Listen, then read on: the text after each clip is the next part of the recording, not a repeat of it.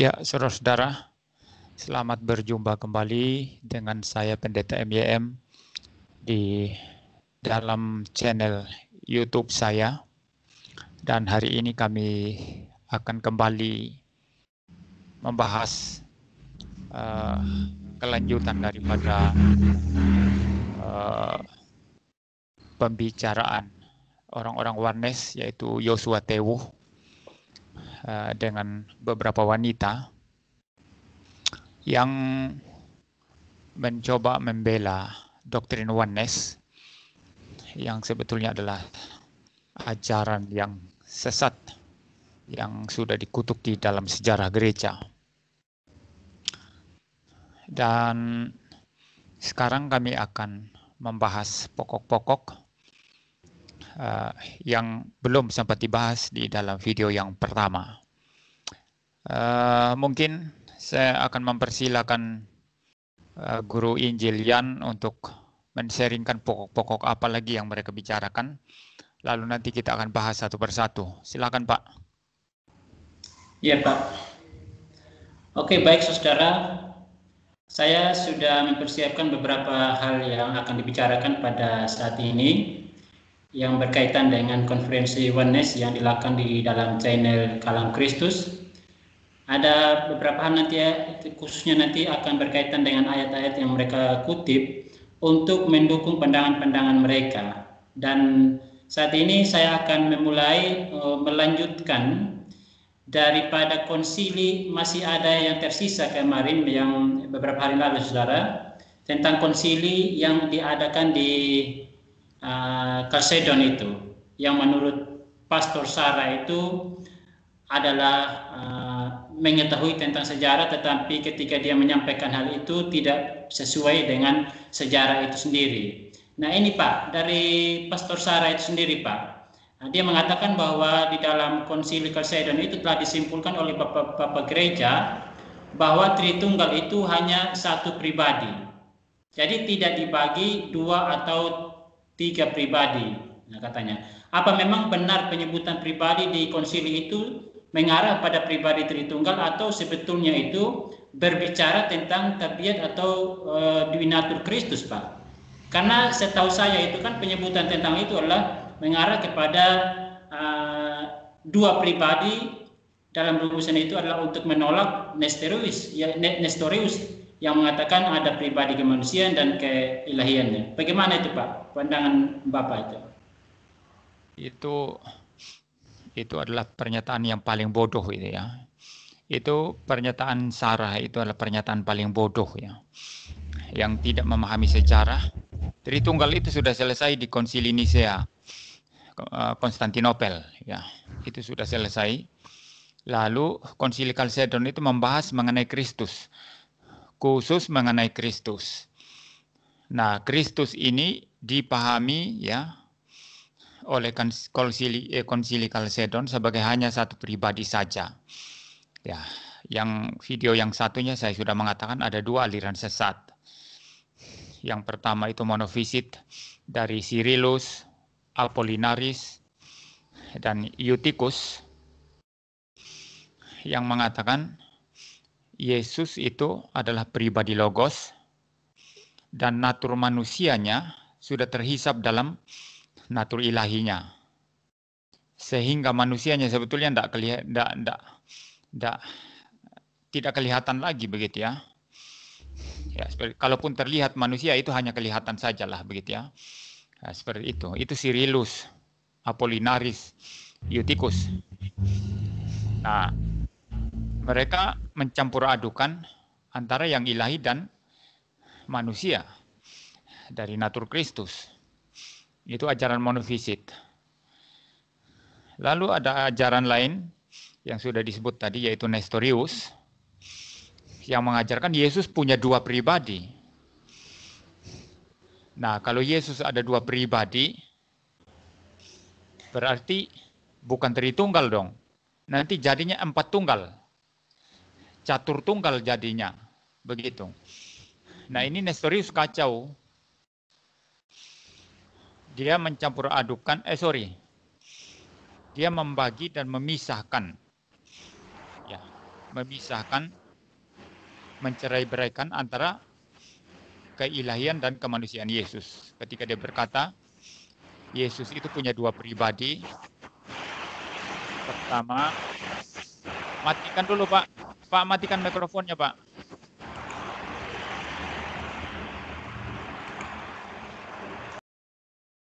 Ya, ketika dia berkata, Yesus itu punya dua pribadi ya. Yang pertama, pribadi logos. Yang kedua, itu pribadi manusia ya. Jadi dua pribadi ini di dalam diri Yesus katanya saling berjalan bersama, berkasih-kasihan, berharmoni, berselaras satu dan yang lainnya. Nah, ajaran Nestorius ini disebut sebagai ajaran duofisit ya. Nah, baik monofisit maupun duofisit itu yang dilawan oleh Konsili Kalsedon. Maka rumusan Konsili Kalsedon itu berkata, Yesus Kristus itu hanya satu pribadi saja. Ya, ini bicara logos ya, bukan bicara Bapa atau Roh Kudus, bukan. Bukan bicara Tritunggal. Ya, sebagaimana yang dipahami secara bodoh sekali oleh Sarah itu ya. Jadi tidak bicara Tritunggal, tapi bicara khusus pribadi logos ya. Pribadi kedua Allah Tritunggal. Nah, pribadi kedua Allah Tritunggal yang datang ke dalam dunia mengambil natur manusia itu, itulah yang pribadinya hanya satu, tetapi naturnya ada dua. Natur ilahi 100% dan natur manusia 100%. Maka rumusan Konsili Kalsedon mengatakan, saudara perhatikan saya tidak baca buku loh saudara. Saya tidak sedang membaca screen di depan saya loh ya.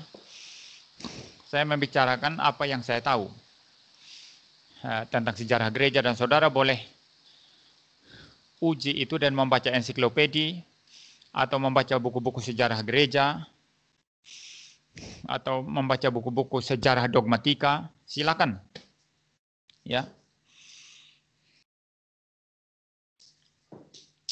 Nah, maka rumusan Konsili Kalsedon mengatakan Yesus Kristus itu memiliki satu pribadi, ya satu pribadi saja dengan dua natur. Natur ilahi, natur Allah sepenuhnya, dan natur manusia sepenuhnya. Kedua natur ini tidak bercampur, tidak berubah. Perhatikan istilahnya. Ya, tidak bercampur, tidak berubah. Ya. Mengapa tidak bercampur, tidak berubah ya? Untuk melawan ajaran monofisit yang tadi saya sudah jelaskan juga dalam video yang dulu, itu ajaran monofisit dari Eutychus, Cyrillus, dan Apollinaris. Maka dikatakan dalam konsili itu dua natur Kristus tidak bercampur, tidak berubah. Ya. Tidak bercampur, tidak berubah, ya. Atau not confused, ya, not change, ya. Tidak bercampur, tidak berubah. Lalu yang kedua, rumusan itu mengatakan tidak terbagi, tidak terpisah. Jadi kedua natur Kristus tidak terbagi, tidak terpisah. Untuk melawan rumusan daripada Nestorius, yaitu yang mengajarkan duofisit, ya, yang mengatakan ada dua pribadi Yesus yang saling berkasih-kasihan, jalan bersama-sama. Nah, Konsili Kalsedon itu konsennya adalah untuk melawan ajaran sesat baik monofisit maupun duofisit. Begitu Sarah ya, kamu belajar dulu ya. Jangan asal bacot saja ya. Belajar dulu baik-baiklah biar tidak mempermalukan dirimu sendiri ya. Ketika engkau bicara di hadapan banyak orang ya. Ya. Jadi itu tidak bicara Tritunggal. Tritunggal sudah fix. 3 hipostasis di dalam satu ousia yang sama, identik. Ya. Nah, Konsili Kalsedon hanya khusus membahas pribadi dan natur Kristus. yang kemudian dirumuskan pribadi Kristus hanya satu, naturnya ada dua. Ya. Lawan Eutychus, Cyrillus, dan Apollinaris, serta lawan Nestorius. Ya, seperti itu. Nah, ini saya kira yang bisa saya sampaikan di sini ya. Silakan lanjut, Pak. Ya, Pak. Ini datang dari ungkapan dari Sam itu, Pak. Dia mengatakan bahwa untuk menentang orang-orang Trinitarian yang mempunyai bapak-bapak gereja sekaligus ini adalah dukungan ajaran oneness mereka ketika dia mengutip Matius 23 ayat 9 itu. Dan janganlah dia mengatakan, dan janganlah kamu menyebut siapapun bapamu di bumi ini, karena hanya satu bapamu, yaitu Dia yang di sorga. Jadi mereka ini bermaksud bahwa tidak ada bapak-bapak lain, apalagi bapak-bapak gereja. Bapak-bapak gereja itu tidak tertulis dalam Alkitab katanya, karena hanya ada satu Bapa, yaitu Yesus itu sendiri katanya. Jadi memang kelihatannya mereka ini saya sudah jelas, Pak. Jangan terlalu panjang-panjang, Pak. Saya sudah jelas. Rujukan ayat mereka di mana, Pak? Di Matius 23 ayat 9. Matius 23 ya. ayat 9 ya. Ya. Nyalakan saja kameranya, Pak. Ya. Tidak apa-apa, biar kabur nggak masalah. Matius 23 ayat 9 ya. Ya. Nah, Matius 23 ayat 9 saya baca ya. Dan janganlah kamu menyebut siapapun bapa di bumi ini, karena hanya satu bapamu, yaitu Dia yang di sorga. Janganlah pula, ayat 8 dulu ya. Ayat 9 aja ya. Nah, kalau kita memperhatikan ini konteksnya di mana ditaruh ini.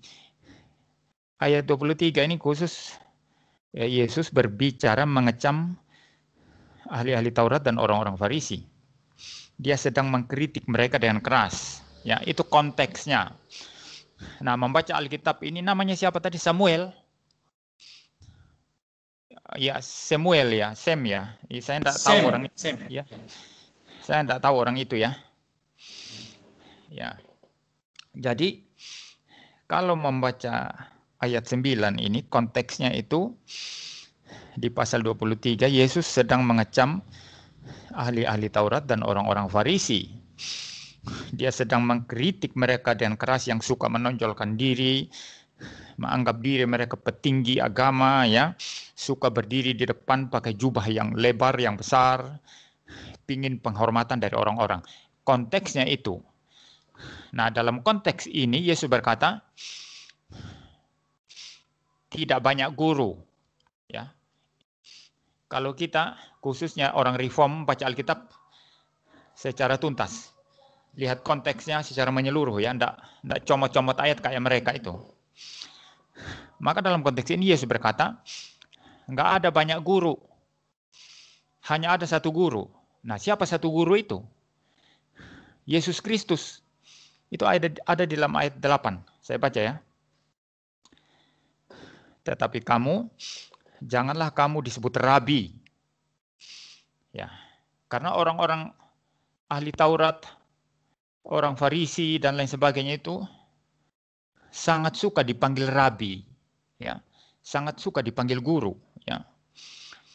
Maka Tuhan Yesus berkata, tetapi kamu, janganlah kamu disebut rabi, karena hanya satu rabimu, dan kamu semua adalah saudara.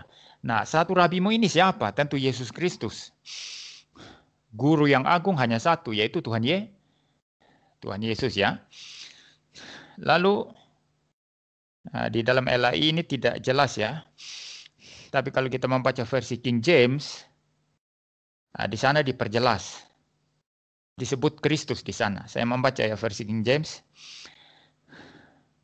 But you do not be called rabbi ya, rabbi.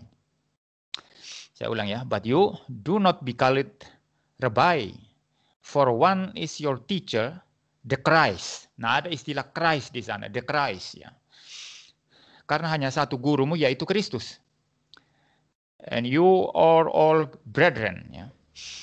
Kamu semua adalah saudara. Ya, jadi itu konteksnya. Jangan seperti orang-orang Farisi yang sombong itu. Wah, suka menyombongkan diri disebut rabi. Suka dapat penghormatan, ya. Oh, jangan, kata Tuhan Yesus. Hanya satu gurumu, lagi pula Bapamu hanya satu, ya. Bapamu yang di sorga hanya satu. Nah, itu muncul ayat 9 yang dikutip oleh siapa namanya itu, Sam itu kan. Dan janganlah kamu menyebut siapapun Bapa di bumi ini, karena hanya satu Bapamu, yaitu Dia yang di sorga. Menyebut Bapa dalam pengertian menghormati Dia, seakan-akan Dialah Tuhan. Dialah yang tahu segala sesuatu tentang agama. Seperti ahli Taurat dan orang Farisi, oh jangan, itu konteks Tuhan Yesus bicara di sini. Ya. Nah, waktu kita sebut Bapak-Bapak gereja, apa maksudnya? Ya, waktu kita menyebut bapak-bapak gereja, istilah bapak-bapak gereja maksudnya apa? Nah, kalau Yosua Tewo, Fatima Sakdia, lalu Sarah, lalu itu siapa tadi, Samuel, Sam, ya, itu belajar sejarah gereja baik-baik, mereka akan tahu mengapa mereka disebut bapak-bapak gereja.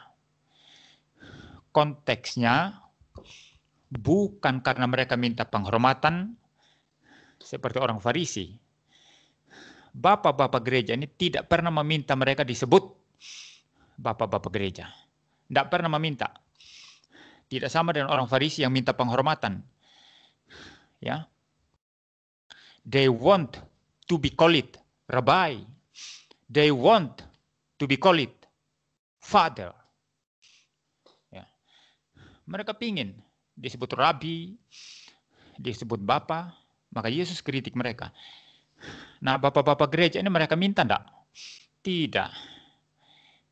Yang menyebut itu kita ini dalam sejarah gereja setelah melihat kiprah mereka. Ini yang pertama. Yang kedua, mereka disebut bapak-bapak gereja itu sebagai istilah orang-orang setelah para rasul.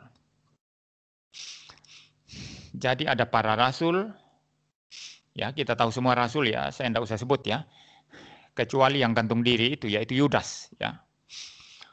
Semua berjasa di dalam memulai gereja perjanjian baru. Setelah para rasul, ada murid-murid rasul secara langsung. Nah, mereka adalah bapak-bapak gereja awal. Ya. Bapak-bapak gereja mula-mula. Misalnya murid dari Rasul Yohanes itu Polikarpus. Ya, itu ada Polikarpus.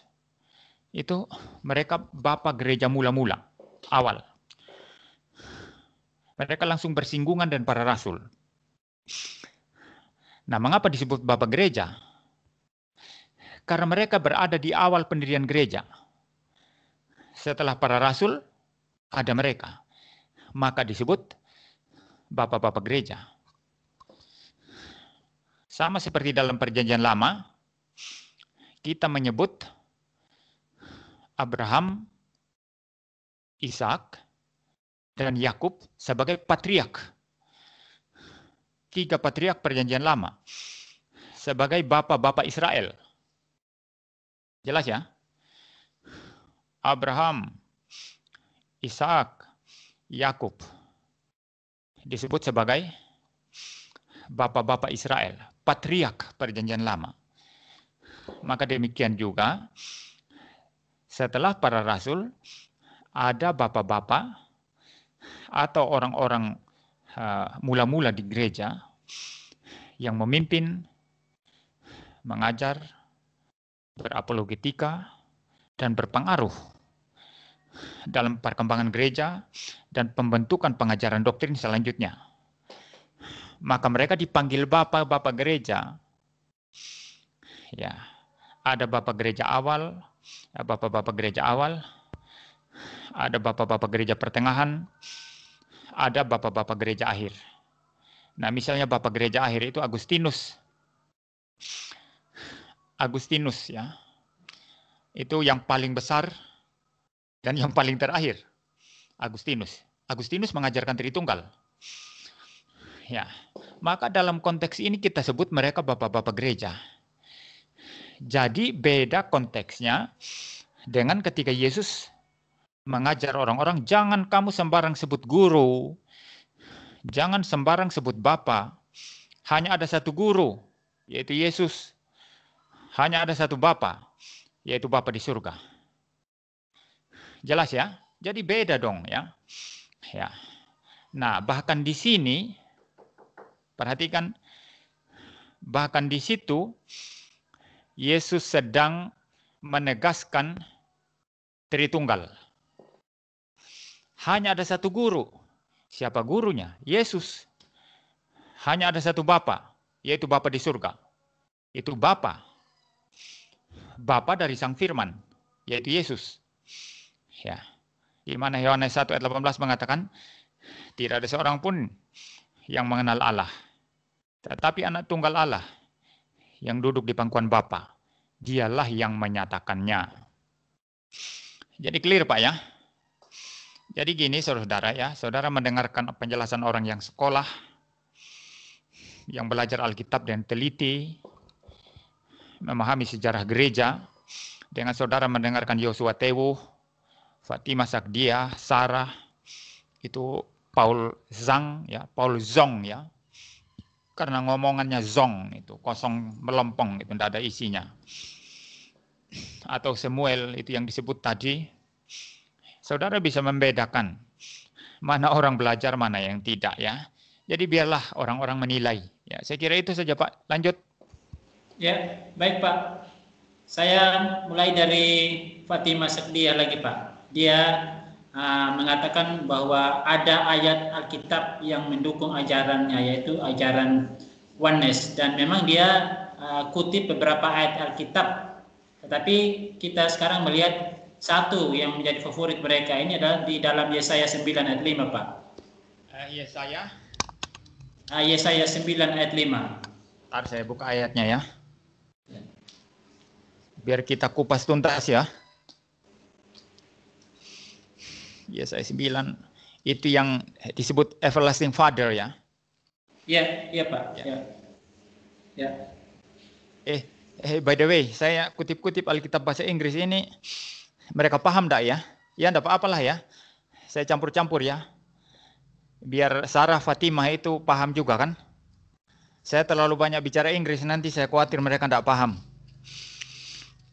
Ya. Pak punya Alkitab di sana, kalau ada silakan baca Pak. Ya. Kalau enggak ada ya saya baca aja biar cepat. Nanti siapkan ayat-ayat lain aja. Ya. Yesaya 9 ayat yang kelima ya. Ya. Sebab seorang anak telah lahir untuk kita, seorang putra telah diberikan untuk kita. Lambang pemerintahan ada di atas bahunya, dan namanya disebutkan orang, Penasihat ajaib, Allah yang perkasa, Bapa yang kekal, Raja damai. For unto us a child is born, unto us a son is given, and the government will be upon his shoulder, and his name will be called Wonderful, Counselor, Mighty God, Everlasting Father, Prince of Peace. Jadi di situ ada istilah Bapa yang kekal, Everlasting Father. Ya, Pak. Jadi gini, kalau saya tidak salah, Pendeta Esrasoro sudah menjelaskan tentang hal ini ya, dan penjelasannya sangat detail. Sehingga kalau saya mengulang penjelasan dia di sini juga tak berguna, saya kira ya. Jadi saya hanya memberikan intinya saja. Dan saya akan menambahkan aspek lain nanti di dalam menafsirkan ayat ini atau di dalam memahami ayat ini. Begini, Pendeta Esrasoro sudah menjelaskan itu waktu dia menanggapi Yosua Tewu, bahwa kalau meneliti bahasa aslinya, bahasa Ibrani, terjemahan yang benar untuk ayat itu sebetulnya bukan Bapa yang kekal. Bukan everlasting Father, bukan. Ya, saya nggak mau mengulang-ulang penjelasan yang sudah lengkap dari Pak Esra ya. Tapi sebetulnya itu arti sesungguhnya sesuai dengan bahasa aslinya adalah Father of the Eternity.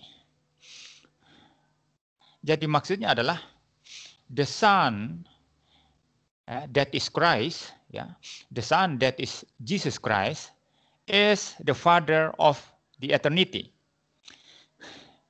Anak itu yang akan diberikan kepada kita, yaitu Yesus Kristus, dia adalah Bapa dari kekekalan. Ya. Jadi the Father of everlasting mestinya, atau the Father of eternity. Kalau dalam bahasa Indonesia berarti Bapa dari kekekalan. Artinya Yesus itu adalah Bapanya kekekalan.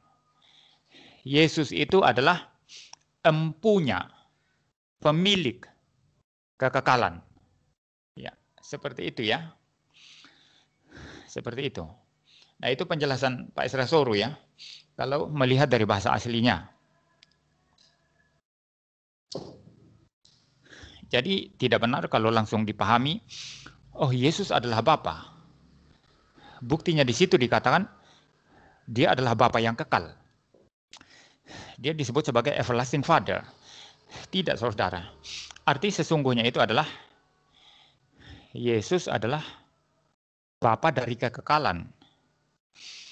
Nah, ini konsisten dengan kitab Wahyu, di mana Yesus berkata, akulah Alfa dan Omega. Memang Yesus kekal. Dia adalah Raja kekekalan. Dia adalah Bapa kekekalan. Dia pemilik kekekalan. Ya, dia adalah Alfa dan Omega. Nah, itu maksudnya ayat itu di Yesaya ya. Nah, saya boleh tambahkan sekarang, kalaupun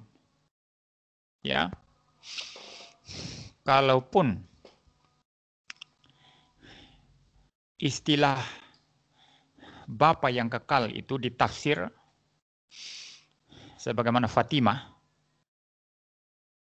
katakan bahwa Yesus adalah Bapa yang kekal,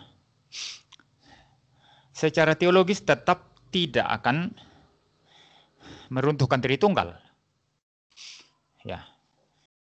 Kalaupun Yesus itu disebut sebagai Bapa yang kekal, ya. Kalaupun Sang Firman itu disebut sebagai Bapa yang kekal, itu tetap tidak akan meruntuhkan doktrin Tritunggal. Nah, mengapa demikian? Karena kita hanya mengetahui tentang Bapa melalui Yesus. Yesuslah yang menyatakan Bapa. Yesuslah yang menyatakan kehendak Bapa. Itu sebab Yohanes 1 ayat 18 saya kutip ulang-ulang. Dikatakan anak tunggal Bapa yang ada di pangkuan Bapa, dialah yang menyatakannya. Nah, kalau begitu, dalam kapasitas Yesus yang menyatakan Bapa, ya, yang menyatakan Bapa itu, lalu kita sebut Yesus memiliki hati Bapa. Yesus menyampaikan kehendak Bapa. Yesus menyampaikan firman dari Sang Bapa. Seperti itu. Dan dengan demikian, dalam konteks ini, kita sebut Yesus sebagai Bapa yang kekal, no problem at all. Tidak masalah sama sekali. Ya. Kalau Anda mengaitkan Yesaya 9 ayat 5 tadi dengan Yohanes 3 ayat 16, Ya, karena begitu besar kasih Allah akan dunia ini, sehingga ia mengaruniakan anaknya yang tunggal, supaya setiap orang yang percaya kepadanya tidak binasa, melainkan beroleh hidup yang kekal. Allah Bapa mengaruniakan anaknya yang tunggal, yaitu Sang Logos, yang kita kenal sebagai Yesus Kristus. Nah, saudara kalau membandingkan Yesaya tadi dengan Yohanes 3 ayat 16, tetap saja kita tidak akan memberi kesimpulan Bapa adalah Yesus, Yesus adalah Bapa. Tetap Yesus adalah anak tunggal Bapa yang diutus. Sang Firman yang diutus untuk menyelamatkan orang berdosa, orang-orang berdosa. Ya. Tetap ada pembedaan yang jelas antara Bapa dan Yesus. Antara Bapa dengan Firman. Ya. Coba ya. Saya membaca ulang itu. Oh, saya sudah tutup tadi. Coba Pak baca ulang Yesaya 9 ayat 5.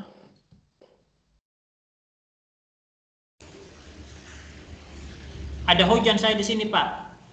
Tidak apa-apa, Pak. Bisa kedengaran? Kedengaran jelas. Oh ya, ya. Sebab seorang anak telah lahir untuk kita, seorang putra telah diberikan untuk kita. Oh, maaf. Iya, betul. Yesaya. Betul. Oh iya, 9 betul. ayat 5. Ya. Dan namanya disebutkan orang penasihat ajaib, Allah yang perkasa, Bapa yang kekal, Raja damai. Ya. Itu dikatakan seorang anak telah diberikan untuk kita. Jadi ada anak, ada pihak yang memberi. Siapapun yang memahami bahasa Indonesia dengan benar akan memahami bahwa ada anak yang diberikan kepada kita dan ada pihak yang memberi. Nah, pihak yang memberi ini siapa? Bapa. Bapa itulah pihak yang memberi. Seperti itu. Nah, jelas di ayat itu pun dibedakan antara yang memberi yaitu Bapa dengan pihak yang diberikan yaitu anak yang diberikan kepada kita. Seperti itu. Nah, Yosua Tewuh menafsirkan itu sebagai merujuk kepada Yesus dalam inkarnasinya katanya. Maka disebut anak, itu ngawur. Itu ngawur. Yohanes 1 ayat 18 berkata, anak tunggal Allah yang duduk di pangkuan Bapa. Jadi disebut anak tunggal Allah duduk di pangkuan Bapa. Ini merujuk kepada kekekalan Sang Logos. Itu sebab Yohanes 1 ayat 1 mengatakan, pada mulanya adalah Firman. Firman itu bersama-sama dengan Allah dan Firman itu adalah Allah. Ya. The Word was with God. Firman itu bersama-sama dengan Allah. Maka istilah anak untuk Yesus itu bukan merujuk kepada kelahirannya sebagai manusia. Waktu dia mengambil natur manusia. Tapi istilah anak itu mempunyai makna ontologis. Artinya dari sononya, sejak kekekalan, Sang Firman memang adalah anak dari Sang Bapa. Seperti itu. Maka apa yang disampaikan oleh Yosua Tewuh itu ngawur luar biasa. Itu kacau luar biasa. Ya, silakan lanjut, Pak.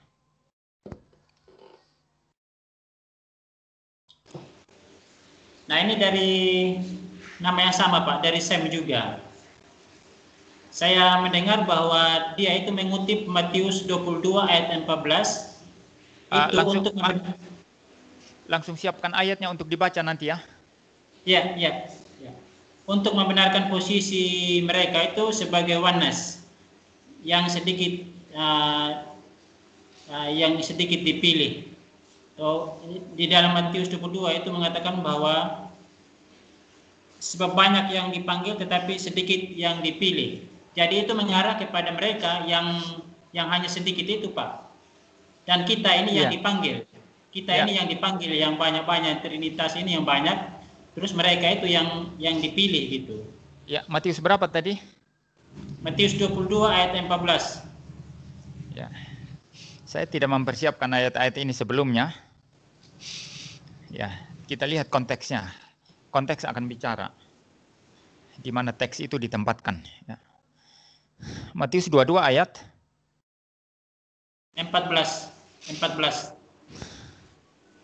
Ya, itu Yesus bicara tentang perjamuan kawin anak domba ya pada akhir zaman nanti ya. Ya, saya tidak membahas tentang itu ya, tapi konteksnya itu. Ya, tentang perjamuan kawin anak domba. Lalu ayat 14 dikatakan sebab banyak yang dipanggil, tetapi sedikit yang dipilih. Ya, jadi gini. Ayat ini berbicara dalam konteks bagaimana Tuhan memanggil. Dan Tuhan memanggil gerejanya, mereka yang adalah anggota gereja yang asli, yang merupakan orang-orang pilihan Tuhan, akan dengar suaranya dan akan berbagian dalam perjamuan kawin anak domba. Mereka akan menjadi mempelai Yesus Kristus, mempelai perempuan. Sedangkan yang lain mungkin mendengar panggilan, tapi tak datang. Karena mereka tidak dipilih. Ya, ini ada hubungan juga dengan doktrin pemilihan yang diajarkan teologi reform, tapi kita tidak melebar ke sana ya. Nah, ini konteksnya apa? Dalam konteks yang luas sekali, di sini Tuhan Yesus berbicara panggilan Injil untuk semua manusia di seluruh dunia, segala tempat, segala zaman. Jadi berapa banyak manusia di dunia ini? Dari segala tempat, segala zaman. Sejak zaman Adam sampai kedatangan Kristus kali yang kedua. Ada bermiliar-miliar orang. Begitu banyak orang. Nah, dari bermiliar-miliar orang ini, yang dipilih Kristus hanya sedikit saja untuk menjadi gerejanya.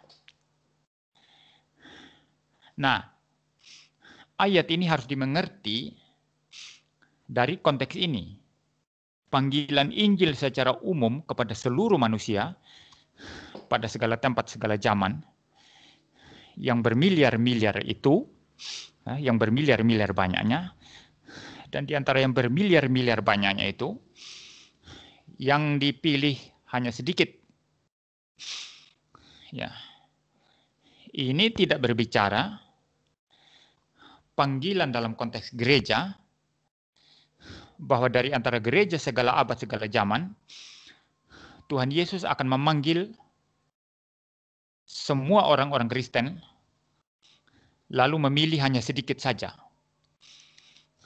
Nah, kalau kita mengaitkan itu dengan pendapat ngawur Samuel tadi, ya Sam tadi, ya itu maksudnya kalau begitu. Di antara semua orang yang ngaku Kristen, hanya sedikit saja yang dipilih, begitu. Itu ngawur sekali. Itu tidak bicara itu. Ya, sebentar ya, mungkin saya minum dulu sedikit.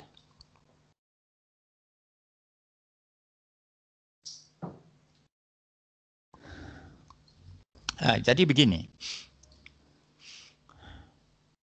Jumlah mereka berapa sih? Bidat oneness ini, kalau dicampur dengan Sabellianisme, hanya sedikit sekali. Masakan gereja Kristus hanya sedikit sejumlah mereka. Itu ngawur sekali. Tidak. Ya. Itu adalah satu pemahaman yang sangat-sangat kacau dan sangat-sangat menyesatkan. Ya. Ya, saya kira itu, Pak. Ya, lanjutan Pak. Lanjutannya ini Pak. Ya. Dia katanya begini Pak, sepertinya benar dan salah doktrin itu ditentukan oleh suara yang mayoritas, karena itu adalah ajaran yang dianut oleh banyak orang-orang yang ada di dunia. Apakah memang itu doktrin Trinitas adalah hasil pemilihan orang banyak sehingga itu kita percaya atau gimana Pak? Maksudnya bukan itu, saya kira dia. Maksudnya mengkritik. Dia sedang mengkritik masakan kebenaran ditentukan oleh mayoritas. Kalau itu maksudnya dia benar ya, saya setuju. Oke. Tapi kita pembela Tritunggal, termasuk saya, tidak pernah mengatakan bahwa Tritunggal itu benar karena banyak orang yang menganut. Tidak pernah saya katakan demikian. Kita mengatakan Tritunggal itu Alkitabiah. Berdasarkan penelitian Alkitab yang serius dan berdasarkan dalam sejarah gereja, para penafsir Alkitab yang bertanggung jawab, bapak-bapak gereja sampai para reformator, sampai kepada kita sekarang ini, kesimpulannya sama. Allah kita Tritunggal. Seperti itu. Jadi kebenaran tidak ditentukan oleh mayoritas. Nah, mengapa saya sering singgung bahwa penganut Tritunggal ini mayoritas? Tahu enggak jawabannya? Karena Yosua Tewu itu, Paul Zhang, pengikut-pengikut mereka, mengatakan begini, ajaran Oneness lebih gampang dipahami dan lebih cocok dengan Tauhid Islam. Dan banyak orang lebih gampang untuk menerima. Jadi seakan-akan di sini pernyataan mereka menganggap bahwa pengikut Tritunggal itu hanya sedikit, sedangkan penganut Oneness itu banyak. Maka dalam konteks ini saya lawan. Kalian bohong. Kalian bohong. Yang memahami dan menerima doktrin Tritunggal itu jauh lebih banyak daripada yang terima Oneness yang hanya seperti setetes air di dalam samudra. Nah, itu konteksnya. Nah, sekarang kalau dibalik, kebenaran tidak ditentukan mayoritas. Lalu serang saya, misalnya. Oh, saya tidak bilang begitu. Saya hanya mengikuti saja pendapat bodoh mereka. Ya, pendapat bodoh mereka yang mengatakan Oneness lebih gampang diterima. Lebih banyak orang yang terima daripada Tritunggal, hanya sedikit orang yang terima. Pendapat bodoh ini yang saya mau lawan. Maka saya bilang coba survei. Katolik, Ortodoks, Protestan, semuanya Tritunggal. Kamu Oneness berapa banyak? Jadi jelas Pak ya? Ya silakan Pak. Kalau tidak ada lagi ditutup aja Pak. Kalau masih ada silakan satu kali lagi. Satu kali Pak ya, satu kali ini.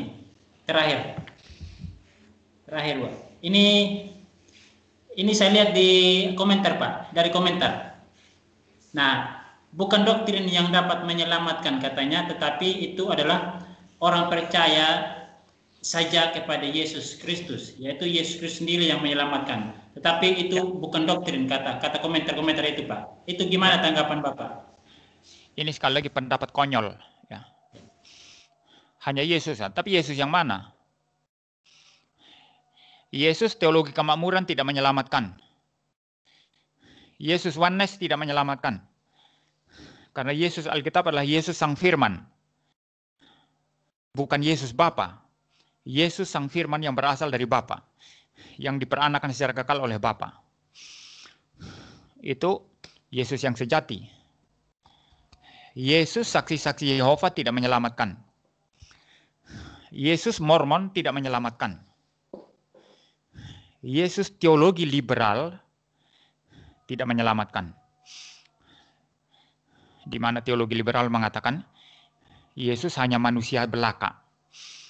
Oh, Yesus yang itu tidak menyelamatkan.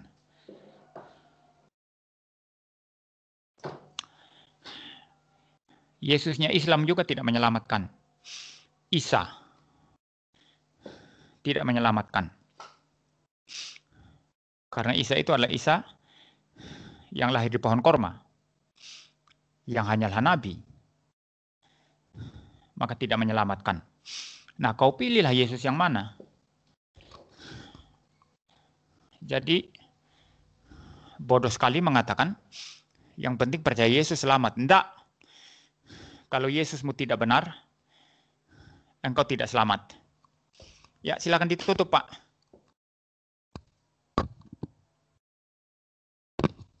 Mikrofonnya. Oke, baik saudara, sampai di sini aja perbincangan kita pada saat ini. Sampai ketemu di live streaming yang lain. Tuhan Yesus memberkati. Saya akan menutup kita di dalam doa. Mari kita berdoa. Tuhan Yesus, terima kasih untuk kesempatan pada sore hari ini, di mana Engkau masih meluangkan untuk kami membicarakan tentang ajaran-ajaran oneness yang tidak sesuai dengan Alkitab, yang tidak sesuai dengan Tuhan kami Yesus Kristus. Kiranya Tuhan yang selalu memberikan hikmat kepada kami semua, sehingga kami memang benar-benar mempercayai Tuhan kami Yesus Kristus seperti yang Engkau nyatakan di dalam Alkitab. Beri kami kemampuan dan hikmat agar kami boleh rendah hati, percaya kepada Engkau, untuk memahami, untuk mau dibimbing kepada pengajaran-pengajaran yang benar di dalam Alkitab, supaya kami semakin mengenal Engkau, kami semakin merendahkan diri di hadapan Engkau. Berkati kami, berkati Pendeta Yanto, dan berkati orang-orang yang menonton pada saat ini. Di dalam nama Tuhan Yesus kami berdoa. Amin.